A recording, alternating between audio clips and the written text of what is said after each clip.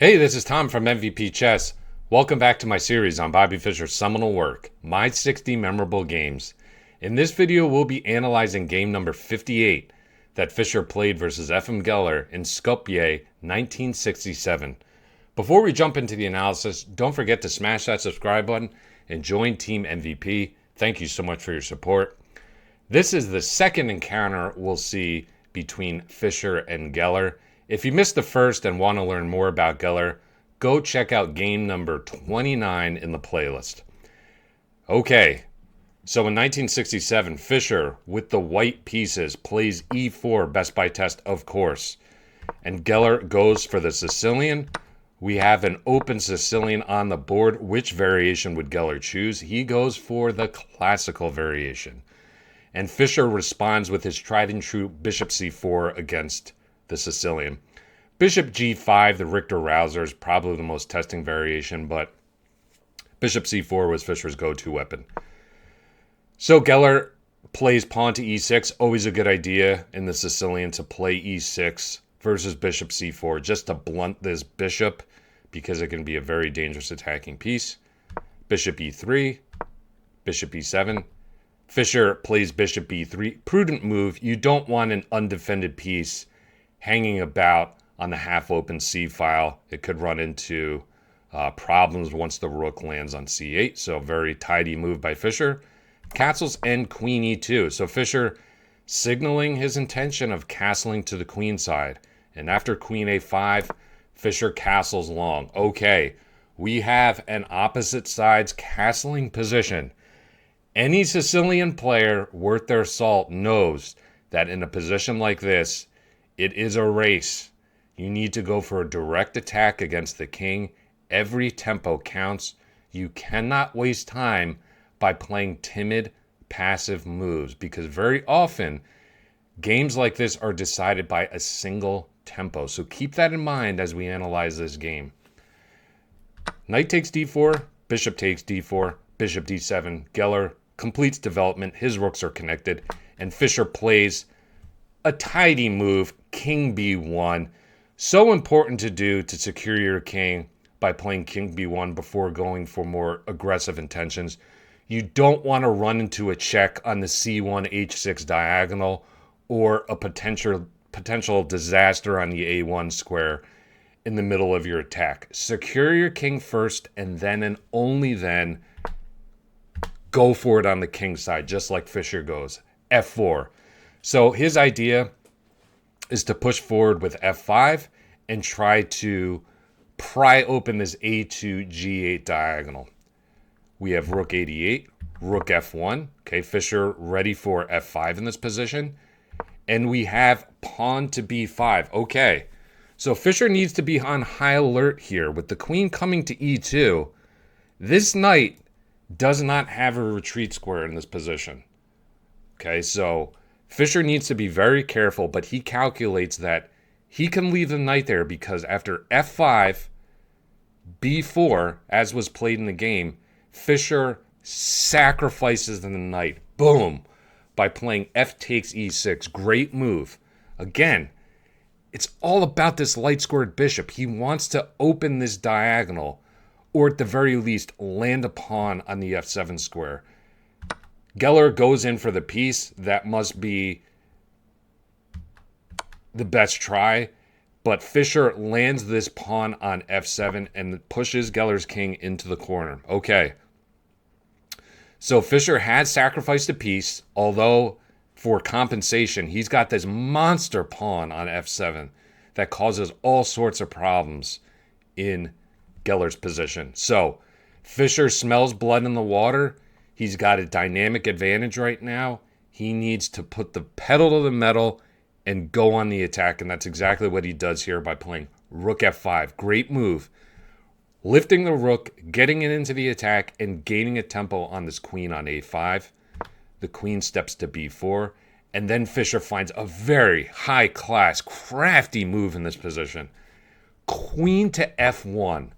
Okay, so what the hell is the idea about queen f1? It took me a while to figure out the subtleties between queen f2, queen f3, queen e1. Queen F1 is very important for this specific variation, okay? And this was not the game continuation, but if we see bishop takes e4 in this position, Fischer would have a killer blow. Pause your videos and see if you can find it, okay? How did Fischer justify this move, Queen F1? What awesome tactical shot did he have in mind when he played this move? Pause your videos and try to find it.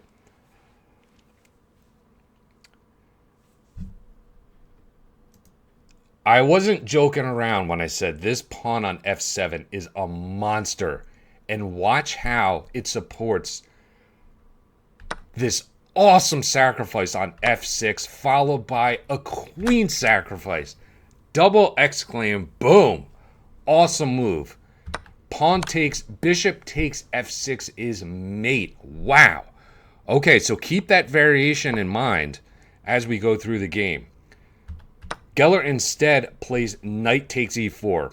Okay, so Fischer doesn't have the sacrifice now on f6, but he could have activated his queen in this position with queen f4. Now, this wasn't the game continuation, but definitely the move Fischer should have played. The most active move with the queen, bringing her into the attack. And let's just take a look at a sample variation here. Excuse me. If black had played d5, reinforcing the knight, Fischer could play queen e5, targeting this pawn on g7. And then after knight f6, you guessed it, Fischer would have that tactic again in this position. Rook takes f6, followed by an awesome mate with the bishop on f6. But Fischer got cold feet. Oh, man. It happens to the best of us in these positions. It's so hard to keep your nerves, okay? And Fischer started getting a little bit spooked by Geller's initiative on the queen side, and he played pawn to a3. Yikes! It's a cringe move for sure. Okay, not only is it really slow, it improves the position of the queen. It undermines the defense of the bishop on b3, and in certain variations also provides black with a hook to open up the kingside. Who knows, maybe a future bishop takes a3. All in all, the exact kind of move you do not want to play in an opposite side's castling position. Okay? A slow, timid, weakening pawn move in front of your king. And Fischer paid the price big time for this move. He goes for queen f4 here, but this is just total collapse. Fischer was on tilt. Geller has a completely winning move in this position. I will turn it over to you for one last time to see if you can find it. Black to play and win. What move put Fischer away in this position?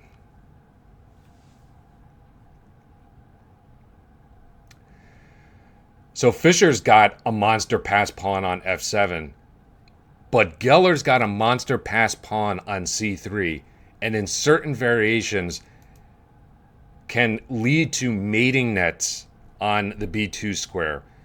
And Geller's tactical antenna were up in this position. He played the killer move bishop a4. Great move. Of course, the tactical justification being is if Fischer grabs this bishop that's on prise, queen b2 is checkmate. Okay, so Fischer goes for queen g4 in this position, threatening mate on g7. Of course, Geller snuffs this out with bishop f6.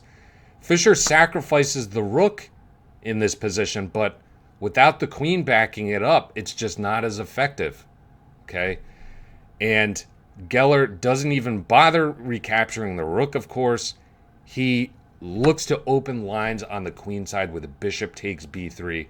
And in this position, Fischer resigned. Okay, Fischer's rook is on prise right here.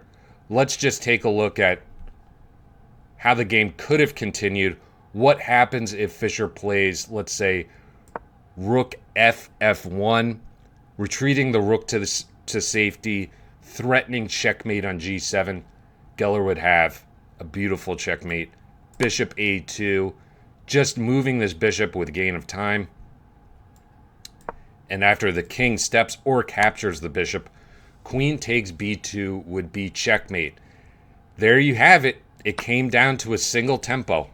I foreshadowed this before, but this has happened in countless games, including my own. Pawn to a3, a very uncharacteristic mistake by Fischer in a sharp position like this. But credit to Geller. His nerves in this position, in this game, really prevailed. And Fischer, this was his third consecutive loss to Geller. Okay? As Tarish said, it's not good enough to be a great player. Okay? And Fischer was clearly the superior player, but you also have to play well. And Geller just, for whatever reason, got into Fischer's head, and he had a really horrible record against him. Anyways, I hope you enjoy this rare loss in my 60 memorable games.